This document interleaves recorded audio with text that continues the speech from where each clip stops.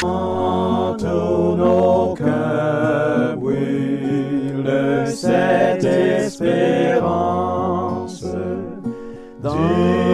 retour de notre Sauveur. Différents faits divers nous interpellent et nous incitent à la réflexion.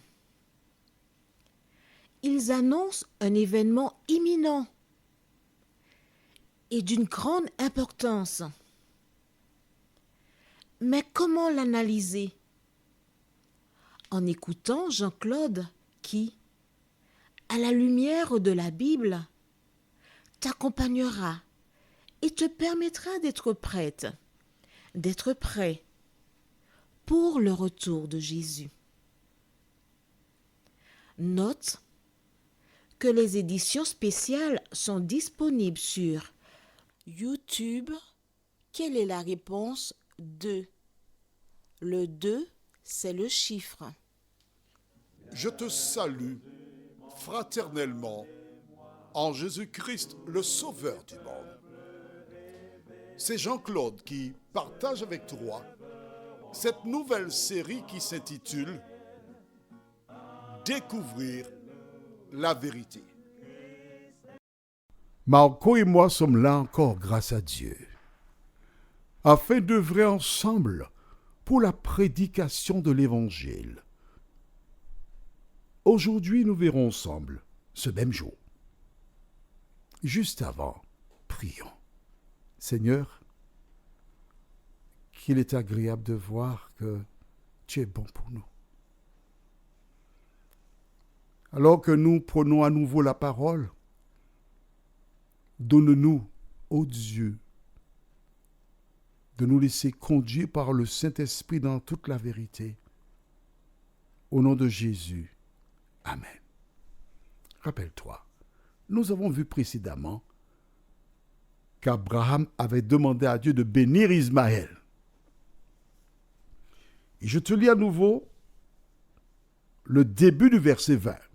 Toujours Genèse 17. Nous ne sommes pas pressés. À l'égard d'Ismaël, je t'ai exaucé. Voici, je le bénirai, je le rendrai fécond et je le multiplierai à l'extrême.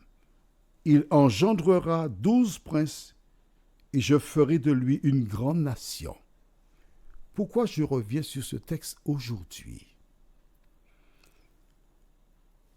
Ismaël était un enfant illégitime, né en dehors du mariage de Sarah et d'Abraham. On est d'accord? Dans certaines sociétés, ces enfants sont abandonnés, maltraités. Les enfants, entre guillemets, légitimes, s'organisent pour que cet enfant n'ait rien. Mais si tu as la crainte de Dieu,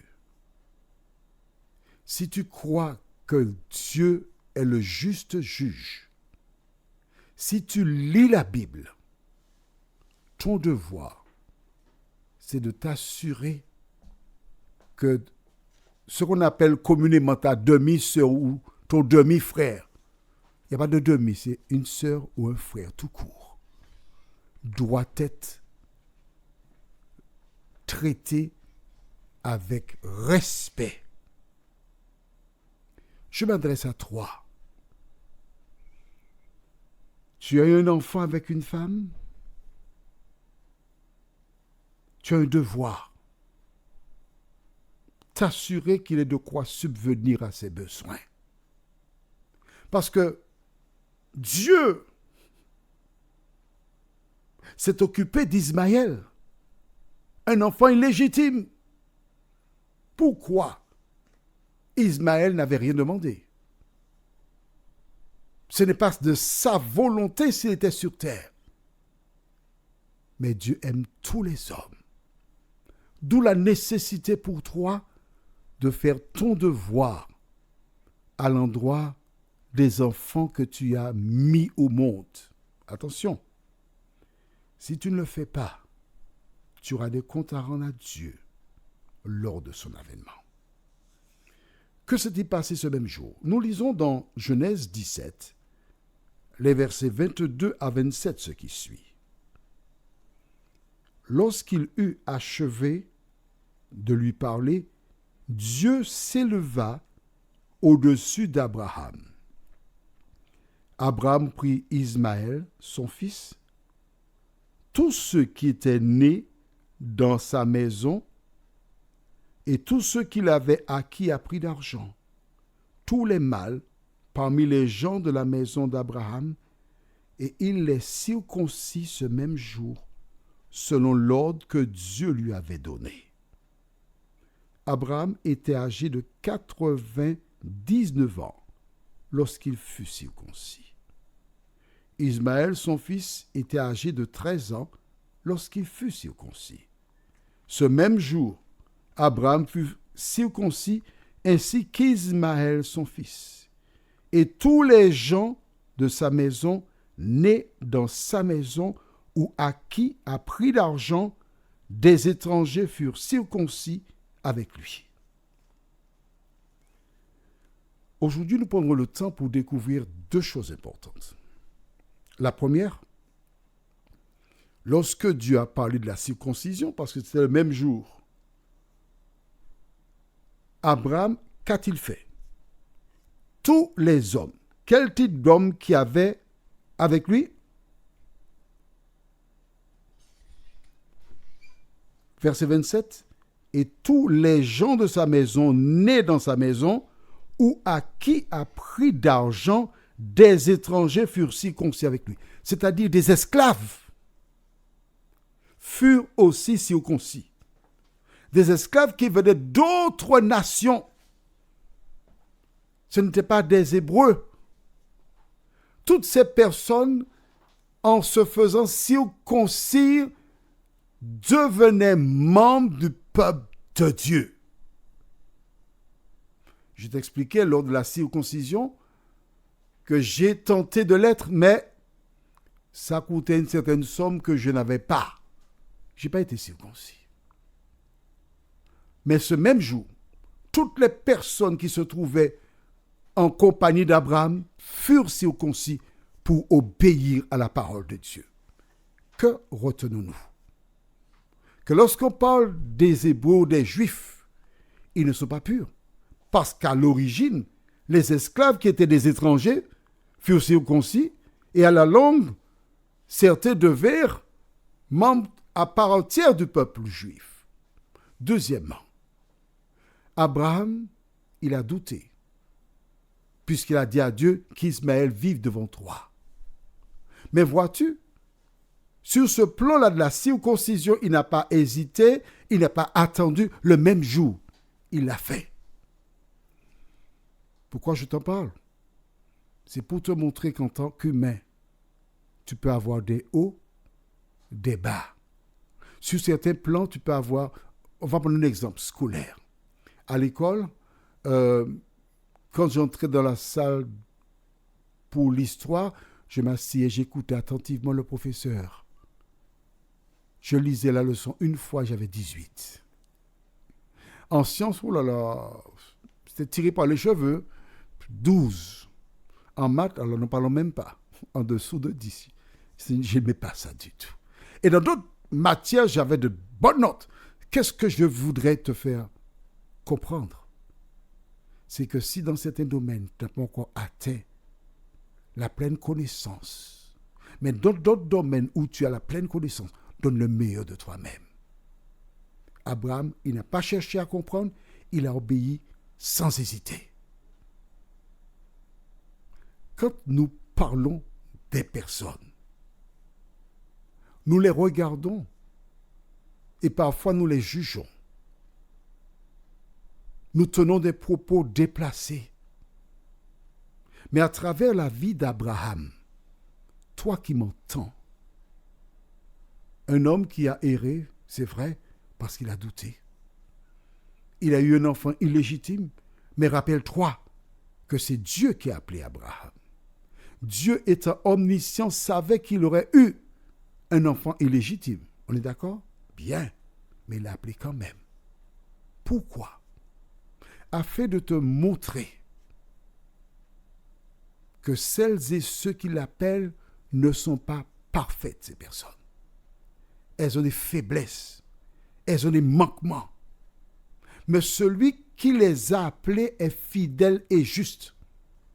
Et quand il commence quelque chose dans la vie de quelqu'un, il ne s'arrête jamais en chemin, il va jusqu'au bout. Et c'est pourquoi Jésus te dit, soyez parfaits, comme votre Père céleste est parfait. Tous ont œuvré, tous ont essayé. Et ce que Dieu attend de toi, c'est que tu places ta main dans la sienne, que tu avances avec lui et que tu laisses le Saint-Esprit te conduire dans toute la vérité. L'Abraham qui avait douté, l'Abraham qui avait contesté avec Dieu, l'Abraham qui avait dit qu'Ismaël vive devant toi, Dieu lui a dit, certainement, Sarah t'enfantera un fils à cette époque-ci de l'année.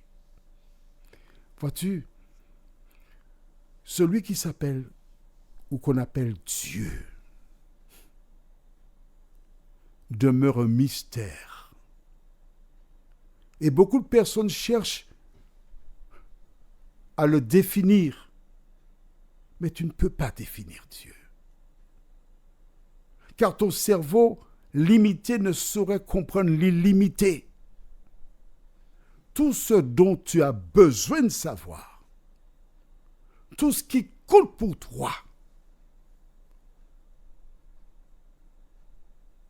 c'est que Jésus est venu sur la terre. Et à l'instar d'Abraham, dont le campement était constitué de toute espèce de personnes, y compris des étrangers, l'Éternel des armées a un projet pour toi. L'Éternel des armées voudrait établir une alliance avec toi aussi. Tout ce qu'il te demande, c'est de croire en lui. Tout ce qu'il te demande, c'est de lire la parole, la mettre en pratique et de suivre pleinement l'enseignement de la Bible. Car ce n'est qu'ainsi que nous serons sur le chemin du salut. S'adressant un jour à ses auditeurs, Jésus déclara, « Vous sondez les Écritures parce que vous pensez avoir en elles la vie éternelle. Ce sont elles qui rendent témoignage de moi. » Par le passé, avant même la venue de Jésus, les gens sondaient les Écritures. Qu'en est-il de toi aujourd'hui?